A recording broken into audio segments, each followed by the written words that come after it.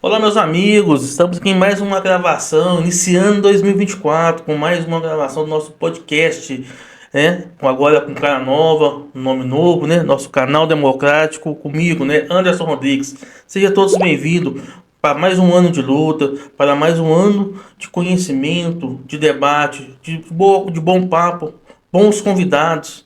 E falar em convidado, hoje estamos recebendo aqui uma psicóloga que vai tratar de um assunto, né, que é bom a gente já começar o ano, né, para a gente poder nos tratar, né? E quando a gente fala nos tratar, enquanto trabalhador, no dia a dia, a gente saber como é o nosso ambiente de trabalho, saber que muitas vezes o nosso desânimo não é um simples desânimo, e sim realmente um problema de saúde, um problema que a gente tem no dia a dia e que a gente acaba não se cuidando, né? A gente vai falar aqui da saúde do trabalhador, da saúde no ambiente, do adoecimento no ambiente de trabalho. É importante a gente conhecer os sinais, os sintomas que traz isso para nós. E é bom a gente começar já a tratar no início do ano, né? Passado o período de festas aí, mas vamos cuidar da nossa saúde, cuidar do nosso bem-estar. Seja bem-vindo, Jennifer, que é uma psicóloga, uma companheira nossa, representante também do sindicato dos psicólogos. Não é isso, Jennifer? É isso mesmo. Bom dia, Anderson. Bom dia a todas, todos. Feliz 2024, né? A todo mundo, todos que vão nos assistir, que estão nos assistindo aí.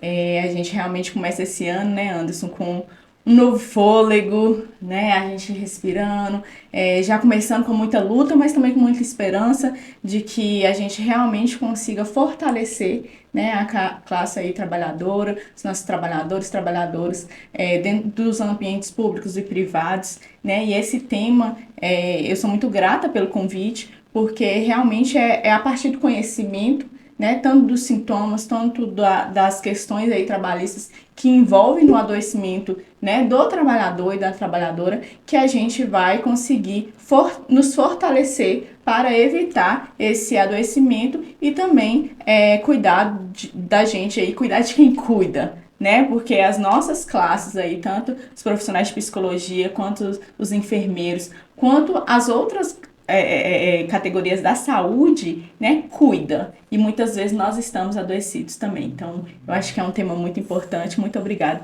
pelo convite. É isso mesmo, a gente passa e a gente estava até conversando nos bastidores e a gente cuida de tanta gente, né? Cuida de todos, né? Ou tentamos cuidar de todos, né? Acho que ninguém dá conta de todo o trabalho, né? Porque realmente é uma categoria gigante, né? E às vezes nós mesmos não temos tempo para nós. Então é importante também fazer essa autorreflexão também, né? E pensar, né?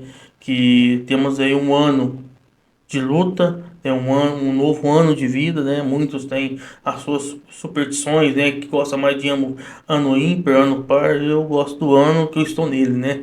Diga-se de passagem, né? E vamos que vamos. Jennifer, fale um pouco de você. Quem é Jennifer, né? De onde você vem, né? Como que você chegou ao sindicato, né? E o que que te fez, né? Ir por esse caminho, né, da psicologia. Então, vamos lá. Então, eu sou psicóloga, né, de formação aí, e atuo atualmente no SUAS. Então, eu sou psicóloga social, já diz muito, né, desse lugar de luta, desse lugar de busca por direitos. Então, a gente atende, né, em relação aos direitos da população e a gente sempre está trabalhando com as camadas mais vulneráveis da população e isso precisa desse senso crítico. Então, esse é o caminho da psicologia em que eu atuo. Também, né, tenho uma formação aí, uma ampla experiência na psicologia organizacional e do trabalho. Esse foi o início da minha carreira, né, o início da minha atuação. E eu chego ao sindicato lutando. Então a gente busca lá no nosso município, né? Nós tivemos uma grande batalha aí pelas nossas 30 horas, ainda estamos nela, pelas 30 horas da psicologia, e por diversas outras questões, né? Direitos trabalhistas mesmo, por horários justos, por reconhecimento, né, do trabalhador enquanto profissional de psicologia, isso é muito importante, e pelo respeito, né, dentro do ambiente de trabalho a todas as trabalhadoras e trabalhadores que ali atuam. Esse foi o início da luta. Inclusive, nesse início, né, a gente estava lutando ali a psicologia pelas 30 horas e juntamente também com os enfermeiros buscando o piso salarial. Então, a gente tá junto nas lutas sempre, porque quando um direito é conquistado, ele não beneficia só essa categoria, mas beneficia a todos. Então, é isso, né? Eu venho, né? De onde que eu venho aí? Eu venho de Montes Claros, mas hoje eu atuo em Nova Serrana e estou no momento em Belo Horizonte para cumprir o mandato aí da presidência do Sindicato dos Psicólogos. Interessante quando a gente fala de 30 horas, é que muita gente pensa, né, que 30 horas é algo que é um benefício. Na verdade, não é um benefício, na verdade, se trata de uma determinação, né, ou de uma orientação, né, da Organização Mundial da Saúde para que o trabalhador da área da saúde ele não possa trabalhar mais do que 30 horas. Né? Por que tem determinada essas horas? Porque é realmente desgastante, né? Para nós, né, que lidamos ali na beira-leito 24 horas com o adoecimento da pessoa ali, né? Do cliente, do paciente, né? Do usuário, cada um dá o nome que, que pensa aí, mas então você se sobrecarrega muito, né? Porque é uma entrega, né? E assim, não é diferente do psicólogo também que fica ali também escutando o paciente, tentando fazer com ele chegue ali no seu melhor, no seu melhor momento psicológico, vamos dizer assim, para que ele possa realmente seguir em frente. Então é importante a gente ressaltar que quando a gente fala de 30 horas, não é porque nós queremos, não é porque realmente é necessário, né?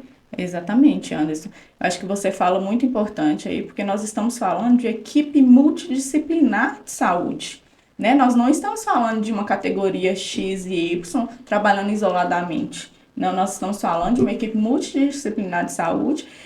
Nós temos já pesquisas, né, internacionais aí que vão falar sobre a necessidade, né, de reduzir a carga horária e também dos impactos. Então, quando a gente vai falar de impacto financeiro, por exemplo, a gente foi o argumento, né, usado aí para todas as outras categorias, mas também novamente utilizado para não se discutir as 30 horas da psicologia.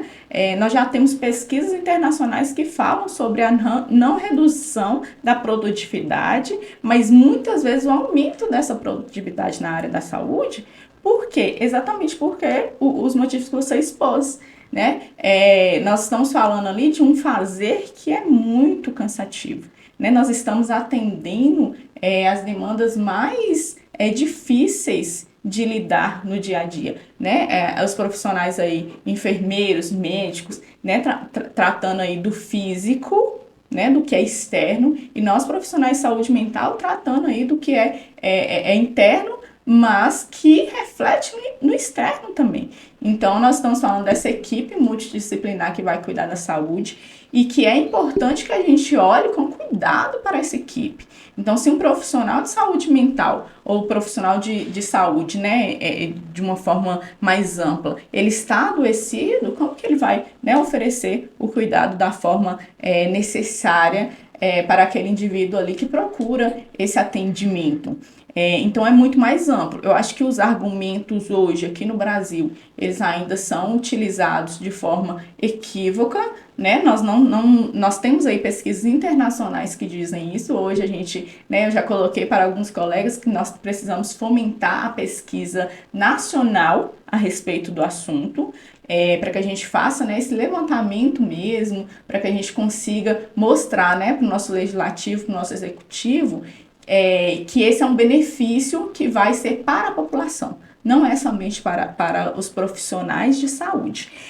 E aí tem uma outra coisa que eu acho que você traz na sua fala e que eu acho importante a gente tocar, que é uma cultura, né? É uma cultura do Brasil. Eu não vou poder trazer aqui no âmbito internacional isso, mas no Brasil a gente vê muito essa cultura, né, do capitalismo mesmo, da meritocracia, né? O profissional bom é aquele profissional que entrega não X que ele está sendo pago para fazer, mas é o X mais o Y mais o W.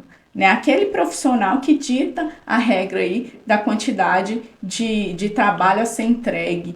E mesmo se esse profissional estiver, né, todo debilitado em saúde física e saúde mental, não tiver relações positivas na sua vida, não conseguir, né, estar ali para além do trabalho, não conseguir ter momentos de lazer com sua família, estar na comunidade, esse profissional, ele é considerado profissional bom. E aí é isso que eu penso que a nossa cultura, ela contribui com esse adoecimento, né? É o primeiro ponto aí que contribui com o adoecimento. A gente precisa olhar o macro e o mínimo, Sim. né? E o micro. E a nossa cultura, ela contribui com isso. Então, se você se esforça o suficiente, você é promovido, mas você só é promovido se você dá o dobro do que você precisaria entregar, né? Que você é pago para entregar, o que você já cumpriu ali o que você deveria, mas você tem que entregar pelo menos o dobro para que você seja recompensado por isso.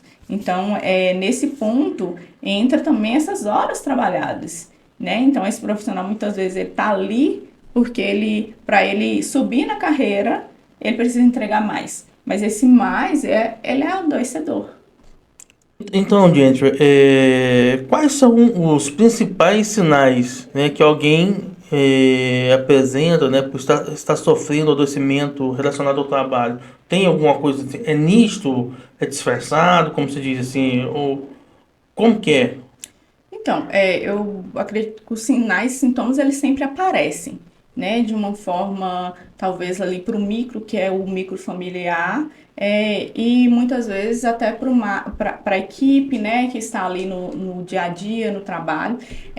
Nós vamos falar sobre adoecimento mental, né? De uma forma mais geral, a gente vai falar sobre sintomas, sim, que são aparentes, né? E sinais aí que a pessoa vai dar. Então, uma redução aí na produtividade, né, uma redução no prazer em estar realizando atividades que antes eram satisfatórias.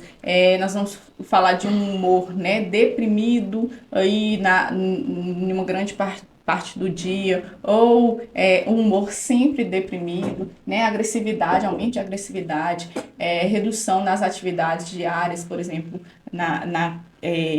no relacionamento com amigos, com familiares, com parceiros, né? Tudo isso são sinais que a pessoa vai dando de um adoecimento. Se a gente está falando, né, em relação ao ambiente de trabalho, eu acho que um principal sintoma e um principal sinal que a pessoa começa a ter ali, eu vejo que no dia anterior, né, às vezes a pessoa está ali numa pausa, uma folga, e aí no dia anterior que vai voltar ao trabalho, por exemplo, no domingo, né, ela sempre começa a ter alguns sintomas relacionados a essa volta para o trabalho. Acho que é um sinal muito nítido de que esse fator de adoecimento mental, ele está realmente relacionado ao trabalho.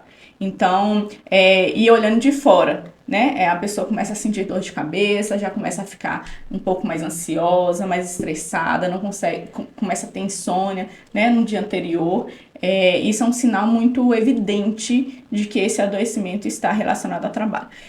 Porém, tem outros. Então, a gente está falando aí realmente desse aumento de estresse no ambiente de trabalho, redução de produtividade, e aí um grande parêntese. Não quer dizer que a gente precisa entregar mais do que é o necessário, que é o que a gente está sendo pago para isso, mas é uma redução drástica às vezes. Né? A pessoa não consegue lidar com aquilo que ela está muitas vezes acostumada, né? Ela se desestabiliza emocionalmente no atendimento aos pacientes, né? Antes fatores que não eram de levar a uma crise, por exemplo, de choro, mas ela começa a se desestabilizar ali no ambiente de trabalho, e isso impacta também as relações, né? Com os colegas de serviço, todo o dia a dia da pessoa ela vai começar a se mudar. Você me perguntou sobre a questão de se isso é aparente ou não. Tem pessoas que vão ser, óbvio, mais expressivas. Então, as pessoas provavelmente mais extrovertidas, né? A gente vai conseguir identificar esses sinais de uma forma mais óbvia. Mas todas as pessoas que estão em um processo de adoecimento mental, elas vão dar sinais sim. E os principais fatores que levam ao adoecimento no trabalho? Tem um parâmetro, né? Porque eu acho que é bem relativo isso, né? É muito relativo, eu acho que vai de pessoa para pessoa, como a gente chama, né? É síndrome de burnout. Então a gente não vai ter, não vai poder falar assim, é por causa disso, desse fator específico. Mas através das pesquisas, de tudo que a gente tem levantado nos últimos anos do processo de adoecimento mental no Brasil, então quando a gente vai falar assim de estresse, de assédio moral no trabalho, né, nós já temos pesquisas relacionadas, nós já conseguimos dizer de onde que vem talvez alguns fatores aí de adoecimento, talvez não de todos, mas de uma grande maioria. Então a gente vai falar sim sobre uma sobrecarga de trabalho, né, principalmente dos profissionais de saúde. Então, é uma sobrecarga de trabalho, é lidar muitas vezes com o impossível, falta de material, falta de um ambiente, né, que consiga realmente ofertar aquilo que o profissional ele precisa ofertar, mas o ambiente de trabalho ele não está preparado para receber aquela demanda. Isso também é um fator estressante e, principalmente, o fator de assédio moral no trabalho. A gente tem dialogado muito, né, no nosso sindicato de psicologia, nós atendemos inúmeras demandas a respeito disso e eu tenho levantado muito a questão exatamente de como essa cultura, né, essa cultura de assédio no Brasil, ela influencia no atendimento dos nossos trabalhadores. Então, quando a gente fala, por exemplo, da questão de aumento de horas trabalhadas, né, quem é o profissional que é o profissional promovido para cargos de liderança, Anderson? É o profissional que entrega X, Y, Z.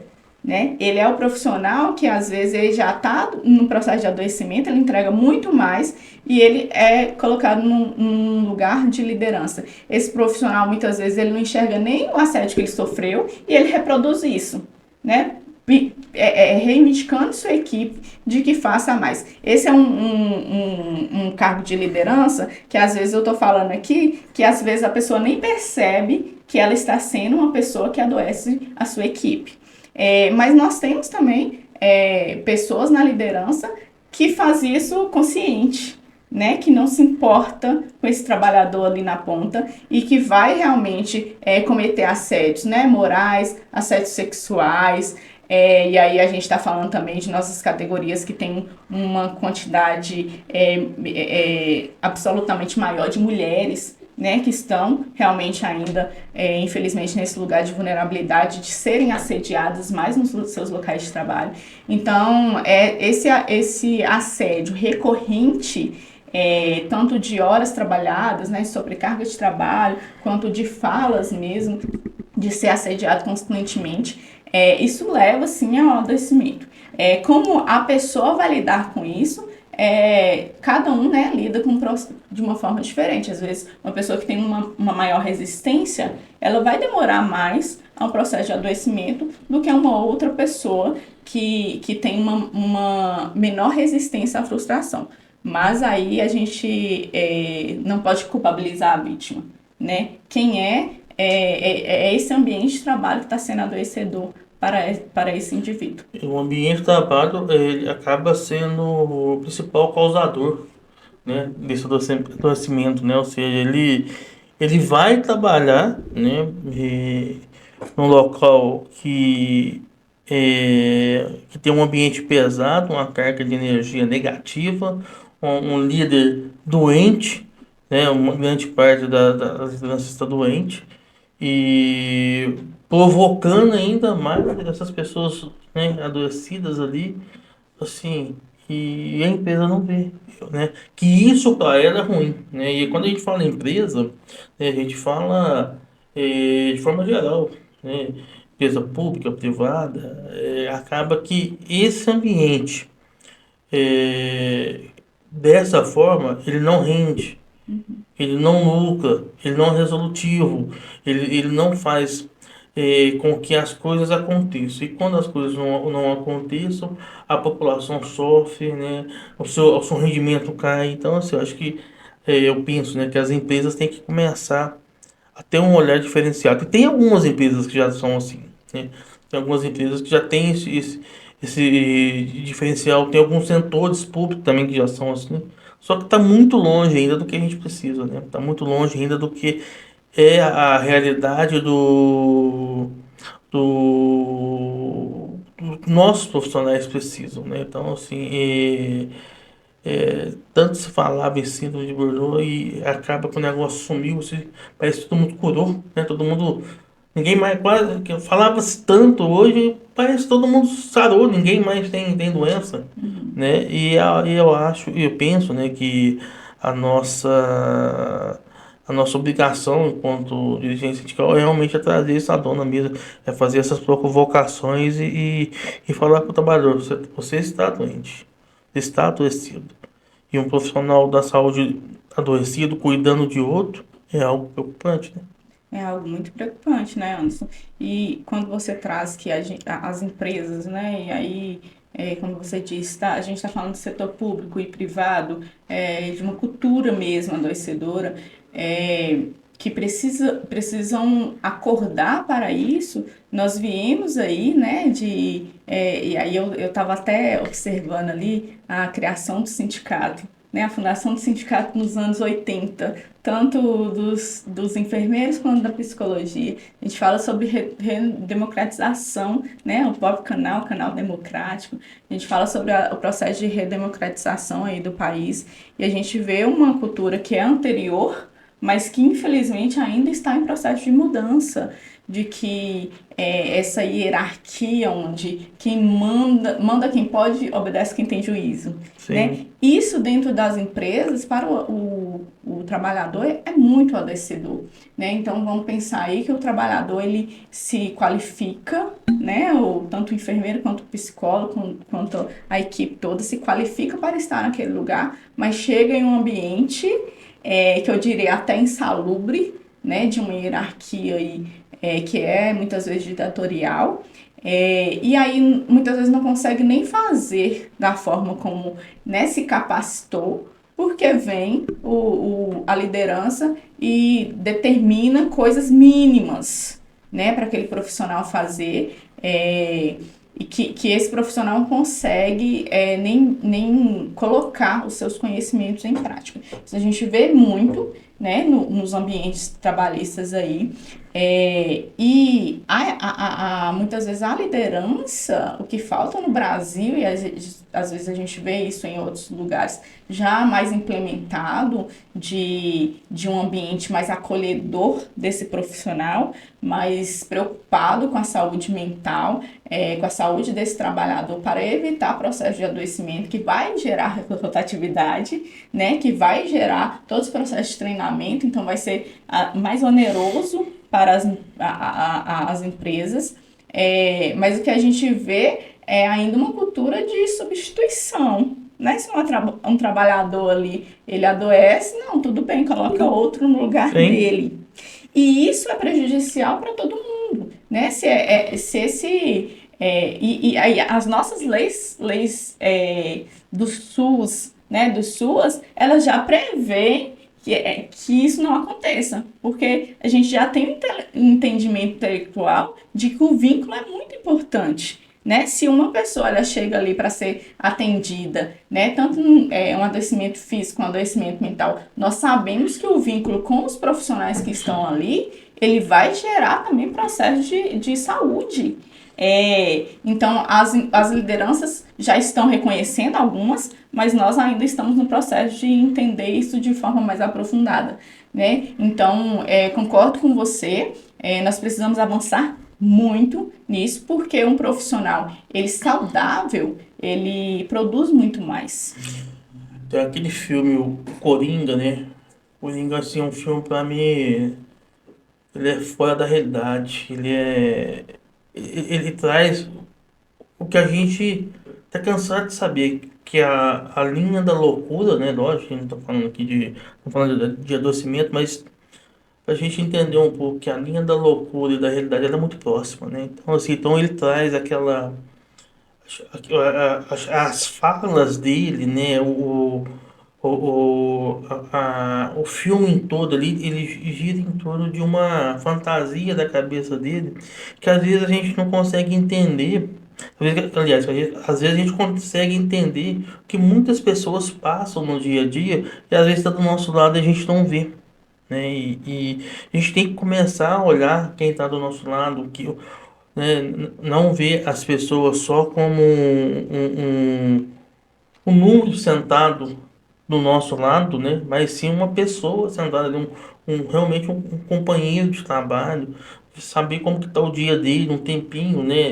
Eu acho que o celular hoje ele quase ninguém faz ligações mais, né? Hoje é tudo no WhatsApp, né? Exemplo nosso, marcamos aqui por WhatsApp. Então, assim, eu acho que a gente ainda vai perdendo isso. Acho que tem que voltar realmente a ligar, a conversar, né? Não só por telefone, mas do lado, até mesmo a gente saber quem está do nosso lado, né? O que está acontecendo à nossa volta, né? E isso também a gente fazer que nós também nos abrimos para as outras pessoas, né? Acho que a gente começar a ter esse lado também, um pouco, voltar esse lado um pouco mais humano também, que eu acho que a correria, né, como você mesmo disse, a entrega, ela é muito grande ainda, né, e a gente tem que entregar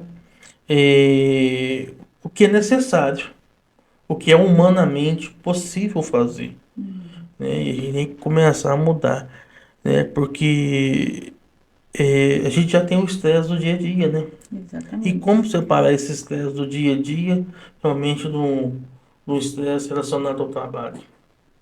Acho que você tocou num ponto aí, Anderson, que é muito importante de nós refletirmos, né? Nós que estamos inseridos, mergulhados, na verdade, na era da tecnologia. Então, quando você fala aí, voltar um pouco à humanidade, sentar, dialogar, né? Conviver mais fora da tecnologia. Hoje realmente é muito adoecedor. Então, você fala como que a gente separa, né, as duas coisas. Primeiro, e aí eu falo que é nós mesmos, né, porque eu acho que a gente que trabalha hoje com muita tecnologia, e nós sindicalistas, nós trabalhamos o tempo todo, e ainda tem tem esse fator relacionado de não ter tempo fora do trabalho, né? Então, qual que é o limite? Por exemplo, uma pessoa que trabalha no virtual o tempo todo. Acho que quando a gente está falando de pessoas que estão lá no seu trabalho com horas, primeiro a gente precisa falar que largou o celular depois do seu horário de trabalho, né? Isso as empresas precisam começar a entender. Fora de horário de trabalho não é hora de acionar trabalhador. É a primeira coisa. E o trabalhador, né, que tem o grupo de WhatsApp da empresa no seu trabalho. Hoje eu estou falando assim, arquiva. Você vai olhar no seu horário de trabalho. Porque o nosso cérebro, ele não vai entender que nós paramos de trabalhar. Sim, Se a gente está em constante ligação com o trabalho, né? Então, se a gente está ali no grupo de trabalho, e principalmente os enfermeiros, né, que tem 24 horas, né? Então, vocês trocam de turno, mas você está sabendo que seu colega está ali, às vezes, dialogando no grupo sobre um paciente. Você ainda continua ligado, né, mentalmente àquele paciente. Então, sim, você ainda está trabalhando. Isso é muito importante a gente observar, né? Nós que trabalhamos, né, que não temos um horário fixo, então é final de semana, né, é feriado, é tudo. Nós também precisamos aprender a isso, porque esse limite, ele precisa partir das empresas, né? Então, e aí eu, né, falo assim diretamente para o trabalhador, o seu gerente, o seu patrão, ele não pode te acionar fora do horário de serviço, a não ser que for uma emergência, né? Mas a grande maioria das vezes não é. Não pode mandar uma mensagem 3 horas da manhã e achar que você vai visualizar, né? E às vezes até a mensagem, 3 horas da manhã, vai ser adoecedor, mandou um e-mail. Mas também tem um limite que é nosso. Então, nós precisamos nos educar a colocar esse limite. Olha, meu horário de serviço encerra às 19 horas. Às 19 horas, eu preciso, se aquela mensagem ali não foi arquivada, arquivar ou me treinar para não acessar. Isso é mais difícil, né? É mais difícil, é mais fácil às vezes a gente culpar o outro. Mas nós precisamos ter, sim, esse tempo. Porque esse momento de lazer é dedicado a esse momento de descanso, né? É dedicado ao lazer, é dedicado à família, aos cuidados pessoais. E se a gente não para, nós não nos dedicamos a isso. É isso mesmo. É isso mesmo. E como já falou, né? A estratégia, então, para se adotar, né? E prevenir, né? Esse adoecimento já seria por aí já. Começar já a colocar limites, né? Mas é difícil, né? Nossa, extremamente difícil. É difícil. Nós ainda estamos começando, né, no pezinho aí dessa era de tecnologia, né, Anderson? É difícil, e as empresas precisam criar ambientes mais saudáveis, né? Elas precisam entender que o nosso limite de ser humano, né? Ele é igual de todos, né?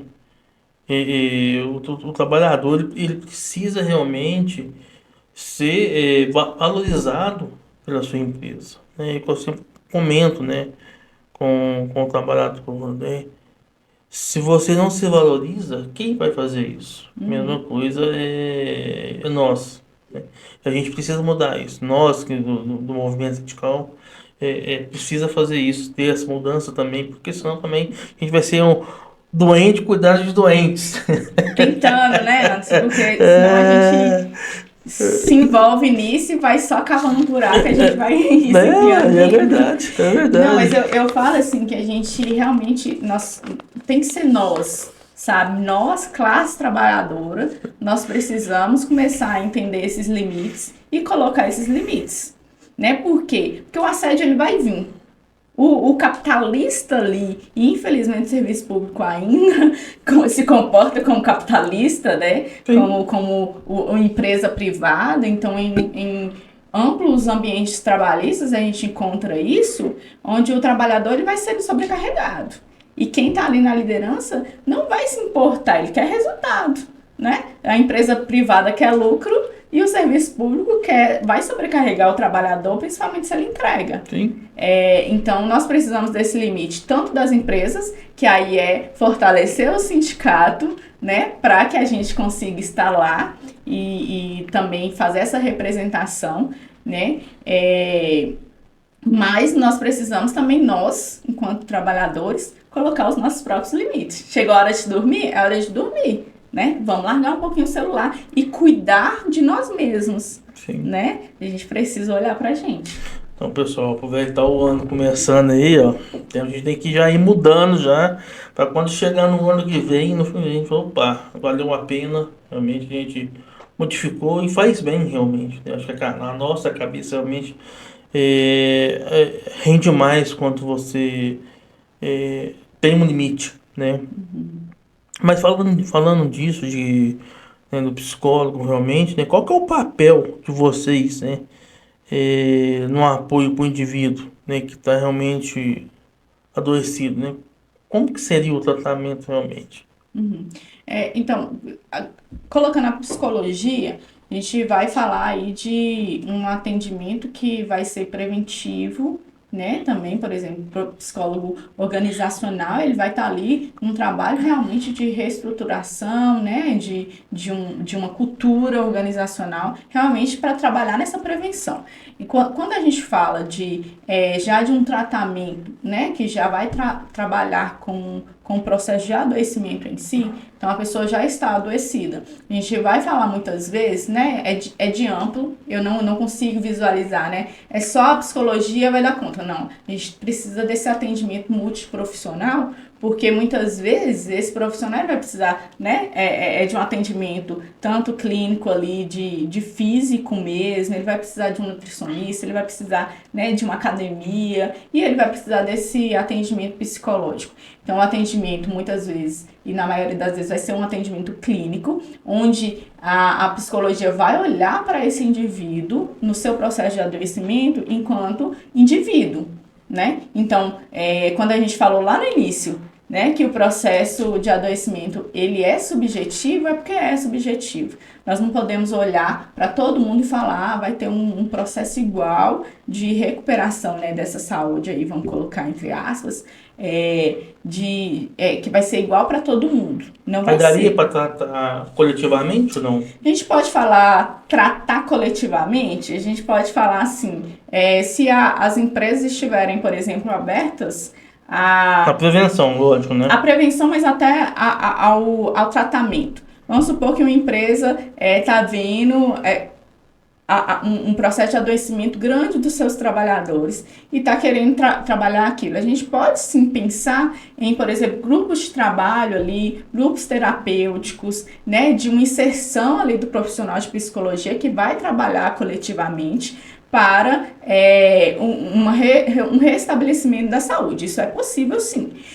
Mas quando a gente vai olhar para o individual, nós precisamos entender que esse trabalhador, ele tem fatores muito relacionados à sua vivência também, a seu lidar com a frustração, né? A gente vai entender que existe também um agravamento ali, a partir desse adoecimento mental que às vezes veio do trabalho, mas que impactou a saúde familiar, né? Então precisa ter um olhar mais específico. E quando a gente vai se aprofundando nesse sentido, a gente vai estar falando sim de um olhar mais individual, né? Não quer dizer que, por exemplo, se a empresa, né, promove palestras, promove capacitações, né, promove uma reestruturação da sua hierarquia, da sua liderança, que isso não vai ser benéfico sim, mas a psicologia também vai trabalhar nesse individual, que é a psicologia clínica, né, olhando as questões individuais de cada profissional, de cada indivíduo. E quais abordagens terapêuticas são eficazes para lidar com essas situações, Jennifer?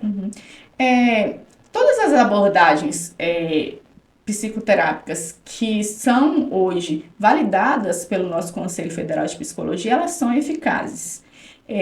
Eu falo que psicólogo é quase que um parceiro, né, que você escolhe para a vida ali. Então, muitas vezes, não é igual um médico, a gente vai no médico, se ele for muito bem capacitado, aquele processo ali, às vezes, mesmo a gente não gostando do médico, não tendo afinidade com ele, ele vai conseguir resolver nosso problema físico, né? Se tá com o braço quebrado, você não gostou do ortopedista, mas ele fez um bom trabalho, ele colocou ali, te deu um medicamento e é isso. Já com o psicólogo é um processo diferente. Você precisa estabelecer uma transferência, né, ou vínculo de acordo com a abordagem. O que quer que, né, como que for a palavra que vai ser usada nisso, mas precisa estabelecer um relacionamento que vai ser produtivo naquele processo clínico. Então, muitas vezes a pessoa vai em um profissional, não consegue estabelecer o vínculo e fala assim, a psicologia não deu certo para mim. Tem a ver com a abordagem, às vezes a pessoa não vai conseguir lidar com aquela abordagem, né, por questões individuais mesmo, e aí, por exemplo, uma psicanálise talvez não seja para todo mundo, mas a cognitivo-comportamental, que é a TCC, né, que hoje está muito difusa aí, talvez também não seja para todo mundo. Então, eu não tenho abordagens hoje que eu possa falar assim, não são eficazes. Mas é preciso que o profissional seja bem capacitado e que a pessoa esteja aberta, né, ao tratamento. Não adianta muito se a pessoa for, né, se fechar completamente pro profissional de psicologia e esperar resultados diferentes, né? Realmente é uma entrega acho das duas partes, né? Acho que uma confiança, realmente tem que ter um elo de confiança, porque senão acho que não. O psicólogo não vai conseguir, né? Eu acho que a sinceridade da pessoa que está ali, né? Em realmente contar completa sentido. A gente sabe que contar a nossa vida não é fácil, né? Tem que realmente, até mesmo porque o ser humano, ele acha que todo mundo, ele pensa que todo mundo vai estar sempre julgando as suas ações, os seus pensamentos, né? E muitas vezes não é assim, né? Sim. Muitas vezes, principalmente o psicólogo, não está ali para julgar, né? E muitas vezes ninguém tem esse pensamento, mas a pessoa acreditar nisso e colocar em prática realmente não é fácil, Sim, né? e por isso que assim precisa ter amplas abordagens, né? Então a gente vai falar sobre esse preventivo vai ser nas empresas, mas também um tratamento, né? Que seria capacitações, palestras, né? Às vezes aquele indivíduo vai demorar um pouco mais para chegar numa clínica, mesmo precisando. Mas eu colocaria aí como um processo de cirúrgico, né, Anderson? Às vezes a pessoa vai se entregar ali totalmente, vai fazer uma cirurgia onde os profissionais de saúde aí vão abrir o corpo da pessoa, né? O que é também um processo muito íntimo. Sim, E isso também é no consultório de psicologia, né? Então, ó, nós vamos precisar expor ali, expor na mesa, né? O que que realmente somos nós intimamente. E esse não é um processo fácil. sim, a gente sabe que um país, né, que a gente tem tantos problemas, né, eh, problemas de alimentação, problemas com transporte, que a gente está vendo aí, com problemas com enchentes no momento que a gente está hoje, né? São tantas coisas, né? São tantos fatores para que a cabeça da pessoa realmente fique como se diz, trabalhando o tempo todo, né, para achar saída, né? Porque a gente já começa no primeiro dia útil de trabalho hoje, né? Certos lugares estão intransitáveis hoje, né? Devido a enchente, né? Aí já tem a questão de chegar o atraso do primeiro dia, o estresse que já tem na empresa. Então, assim, a vida do brasileiro não é fácil, né? Do trabalhador não é fácil, né? Uhum. Mas precisamos, sim, dar essa força para esses trabalhadores, né? E a empresa que não tem essa empatia, que não tem esse profissional para que possa ajudar ele de alguma forma, como que esse trabalhador, onde que ele pode ir procurar essa ajuda? Vamos supor que ele não tenha condições de pagar uma consulta, ele não tem plano de saúde, qual que seria o caminho para ele? Uhum. Então, a nossa luta, né? Aí volta a nossa luta de ampliação do serviço dos serviços, né, no SUS. Então, hoje nós temos profissionais no SUS, sim, que trabalham muitas vezes em uma psicologia, um processo terapêutico não clínico, né, que vai atender aí a demanda de uma forma, né, mais coletiva. Nós temos também no SUAS, né, que é onde que hoje eu trabalho mais diretamente. Nós temos os CRAS, os CREs, né? Porque às vezes esse processo de adoecimento também ele está envolvendo a família, tá se prolongando aí e precisa desse atendimento, né? Às vezes é um relacionamento abusivo também que está aí, né, juntando. Então eu acho que todos os serviços públicos que hoje tem esse atendimento, né? Não vai ser um atendimento muitas vezes em saúde mental, como é, por exemplo, no SUAS, mas que vai ter esse profissional de psicologia para lidar com as outras questões ali que envolve sua comunidade, sua família. Mas se a gente está falando de um atendimento, né, clínico mesmo, de um adoecimento mais específico, é o SUS, que nós temos mesmo e que nós precisamos, né, continuar lutando para a ampliação desse serviço e a ampliação das equipes que estão muitas vezes sobrecarregadas novamente, né, e que não conseguem atender esse trabalhador. Mas é o lugar onde a gente pode realmente contar, né, com esse atendimento psicológico gratuito, mas não é gratuito.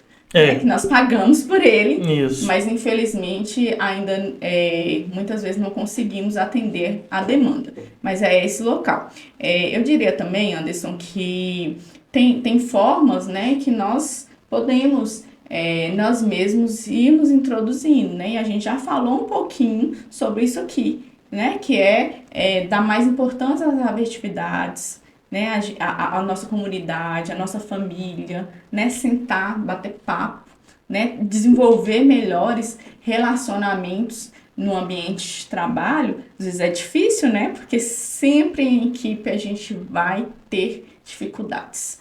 Não tem como falar assim, essa equipe é perfeita, né? Se é perfeito, assim, tem alguma coisa errada também, né, Anderson? Relacionamentos são complicados, a gente sabe disso, mas desenvolver uma cultura, né, mais próxima. Então, aí quem é líder de equipe, né, e os profissionais de enfermagem, muitas vezes ocupam esse lugar de liderança de equipes, né? Vamos promover mais diálogos na equipe. A gente não vai conseguir ainda acessar o ideal, né? Mas nós conseguimos sim promover algumas coisas dentro da equipe que pode ser funcional ao longo do tempo, né? Começar com um diálogo mais aberto, né? Começar a compreender, tentar compreender melhor o outro, porque é difícil, às vezes a gente não consegue compreender nem a si mesmo, a gente vai tentar compreender o outro. Mas essa postura empática em relação mas que essa pessoa que às vezes me deu uma resposta dura naquele momento, né? Por que ela me deu essa resposta dessa forma? Será que eu consigo dialogar? Será que a gente consegue chegar a um ponto comum? Essas coisas no dia a dia vai fazer muita diferença. Sim, sim. Jennifer, estamos chegando no final, caminhando para o final já. Eu queria que você fizesse, passa rápido demais. A gente tem aqui material para falar, né? 1 hora, 2 horas, 3 horas, porque realmente é algo que tem muito conteúdo a ser discutido, né? Mas infelizmente a gente tem o nosso tempo aqui. Queria que você fizesse suas considerações finais, né? Já vou aproveitar para agradecer, né? Eu sempre gosto de ressaltar sobre o tempo, né? Acho que o nosso tempo é algo tão precioso, né? E quando a pessoa vem é, gastar o seu tempo assim, né? Ou seja, ceder o tempo para nós aqui, eu acho que é importante a gente realmente agradecer de coração e tenho certeza que vai contribuir muito para o nosso canal, tá? E fica à vontade, se quiser deixar suas redes sociais, seu contato, fica à vontade, ou do sindicato, tá bom? Vou deixar assim, né? Primeiro eu vou falar umas palavras aqui para quem está nos assistindo, que eu acho que é muito importante, né? Entender que existem, hoje não é 100%, mas nós precisamos entender quem é que pode nos ajudar. Então, se você está passando, né, por um processo de adoecimento aí que provém, né, de assédios, que provém aí de um ambiente de trabalho insalubre, precisamos começar a nos fortalecer para lutar contra isso, né? Então, o Sindicato dos Enfermeiros está aqui, o Sindicato dos Psicólogos, né, também está aqui, e tantos outros sindicatos aí que estão, né, lutando para garantir os direitos da classe trabalhadora, né, dos trabalhadores e trabalhadoras que estão aí. E então fortalecer o sindicato, procurar o sindicato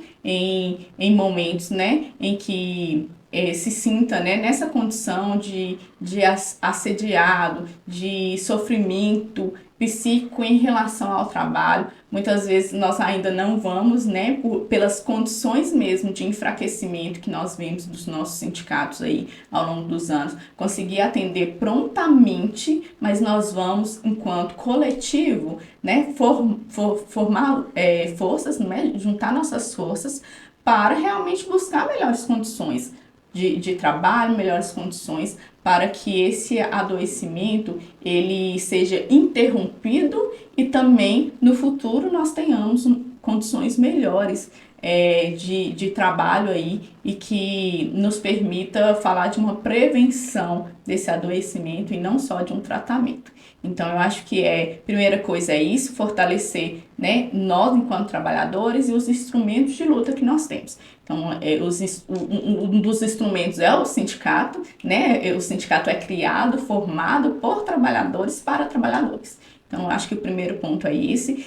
Procurar também, né, se tiver aí questões relacionadas à família, à comunidade, procurar os serviços públicos. Então, nós temos aí muitos serviços, né, tanto SUAS quanto SUS, mas também a gente vai falar de segurança pública, que nós não podemos evitar isso, né? Existem situações que não são só adoecedoras, mas que também está envolvendo crimes. Né? Então, a gente precisa sempre ressaltar, né, que a procura pelo apoio que já tem, né, que existe, pelo serviço que existe, ela é importante.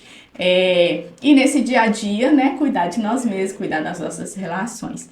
E eu quero agradecer, né, por vocês terem nos assistido até aqui, pelo espaço, né, Anderson. Eu acho que quando você me fez o convite, eu fiquei muito feliz porque é um assunto aí que nós precisamos dialogar e nós precisamos dialogar muito, porque é a partir da conscientização que nós vamos conseguir mudar essas realidades, né, no nosso país aí, no nosso micro também, né? Então é nesse diálogo aqui que a gente consegue às vezes olhar e falar assim, né, talvez eu mesma preciso melhorar um pouco para cuidar melhor de mim, para poder atender o outro. E agradeço o convite também aqui pelo sindicato, né? Porque é importante a gente estar sempre somando forças e mostrando que nós, trabalhadores, trabalhadoras, nós estamos unidos. Né? Não é porque nós somos de categorias diferentes que nós estamos brigando, né? Porque nós temos sindicatos que são autônomos entre si, que nós vamos... porque os enfermeiros já conquistaram o piso salarial, o psicólogo, ele está com raivinha. Não existe isso. Nós trabalhamos juntos, nós lutamos, né, juntos lá, apoiando a luta dos enfermeiros e ficamos sempre felizes quando a classe trabalhadora consegue um direito, né? Então a gente está junto e em todas as lutas aí, né, que de defesa dos direitos trabalhistas, a gente vai continuar junto e então agradeço, fico muito feliz. Redes sociais, arroba lá nas minhas redes sociais pessoais, arroba Jennifer Souza PC, e do sindicato PSIND MG, né? Só aproveitando o momento, o sindicato das psicólogas e dos psicólogos do estado de Minas Gerais, né? Nós passamos por momentos muito difíceis, o Anderson aqui, companheiro, sabe disso, nos apoiou muito, né, nesses últimos anos. E esse ano nós teremos várias novidades aí, então a gente convida mesmo a categoria de psicologia, mas também outros profissionais que queiram nos acompanhar aí nas redes sociais. Eu imagino que vai ser um ano muito produtivo, né, onde a gente pretende trazer mais também sobre essa questão de saúde do trabalhador. Sim. Para que nós possamos nos entender enquanto trabalhadores, né? E o que é nossa responsabilidade em relação a essa promoção. Muito obrigada, Anderson. Pessoal, é isso aí. A gente ouviu a Jennifer aqui, nossa convidada, né, que falamos aqui sobre adoecimento, né, da classe trabalhadora.